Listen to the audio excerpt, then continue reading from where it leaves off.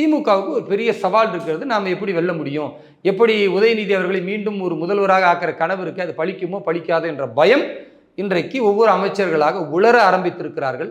இந்த பயத்தின் உளறல் கரெக்டாக தேர்தல் வரும் பொழுது இன்னும் அதிகமாகும். எங்களை பொறுத்தவரை எத்தனை கட்சிகள் இருக்கிறது என்று பார்ப்பதில்லை. எந்த சித்தாந்தத்தில் நாங்கள் பயணிக்கிறோமோ அந்த சித்தாந்தம் மாறாமல் மக்களுக்கு தேசத்தின் பாதுகாப்பு, தேசத்தின் வளர்ச்சி, ஊழல் இல்லாத ஒன்றுபட்ட ஒரு ஆட்சியை நாங்கள் தமிழகத்தில் தர தயாராக இருக்கிறோம்.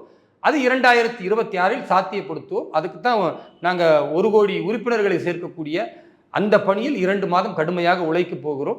ஸோ எங்களுடைய இலக்கு என்பது மக்களுக்கு பணத்தை கொடுத்து ஏமாற்றுகிற இந்த பரதேசி கட்சிகளை விட பாரதத்தை நேசிக்கிற பாரதிய ஜனதா கட்சியை நேசித்து ஊழல் இல்லாமல் பணம் வாங்காமல் நாங்கள் வாக்களிக்க தயார் என்ற 1 கோடி அந்த உறுப்பினர்களை சேர்க்கும் பொழுது நிச்சயமாக வாக்குகளையும் பெறுவோம், வெற்றிகளையும் பெறுவோம்.